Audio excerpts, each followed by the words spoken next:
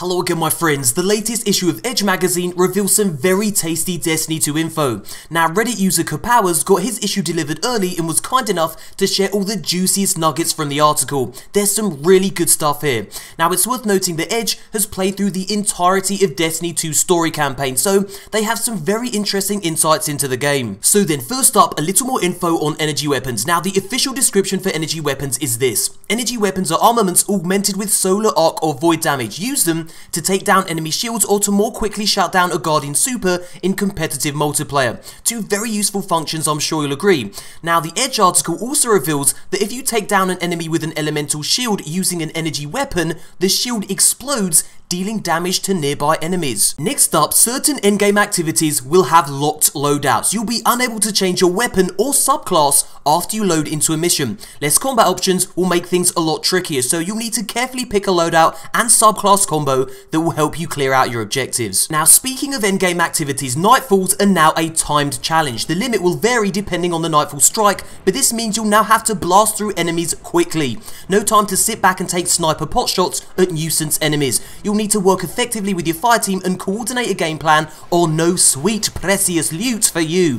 Bungie also revealed some of the cool benefits of being a clan member. If for example your clanmate completes a Nightfall in your absence, you'll still get a reward package thanks to his or her hard work. I believe that's called slave labor. Next up, the article reveals that players will bag themselves a brand new exotic Warlock chest piece very early on during the campaign. This new exotic allows players to hover in place while airborne when aiming down sights. Now, if this is combined with the Heat Rides perk from the Dawnblade subclass, which speeds up your grenade recharge with every airborne kill, you'll be able to do some serious damage.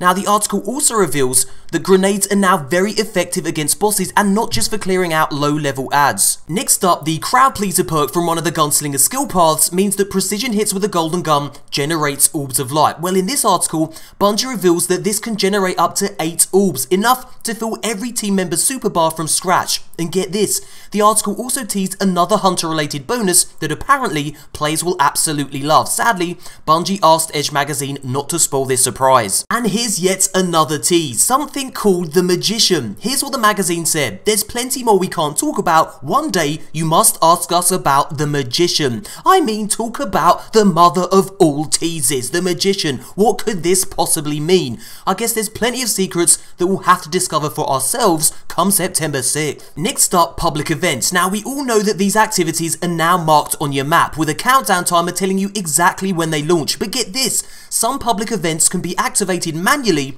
by picking up a flag that also refills your super, which sounds awesome. Now interestingly, patrols and strikes don't unlock until the final third of the campaign. But here's where I got really excited. In total, there are over 80 missions and activities in Destiny 2, and each one is described as substantial. Now that's a lot of content, and with over 50 cutscenes too, Destiny fans are gonna be in for a treat. A big, fat treat. Even though Edge played through the story campaign, they left Bungie Studio with absolutely loads of stuff still left to do.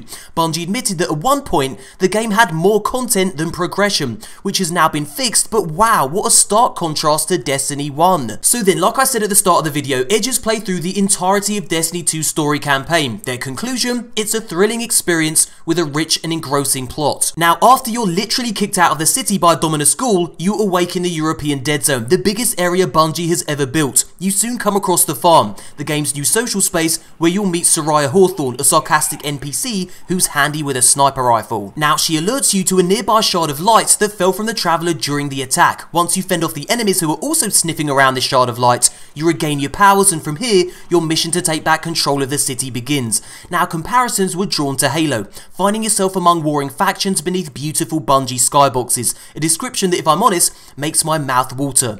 Now, the final campaign boss is described as a shapeshifter, a thrilling encounter that involves skill, not just a tedious bullet sponge. It describes the campaign as epic in both scale and scope, and a vast improvement over the original, a game that may finally deliver on Destiny's undeniable potential, and that can only be a good thing. Now, I just wanted to say another big thank you to Kapowers and his clan, Ruse of Iron, for the info. You'll find a link to the original Reddit post in the description box below. And guys, if you enjoyed the video, feel free to give it a thumbs up. Can we get to 10,000 likes? That would be awesome.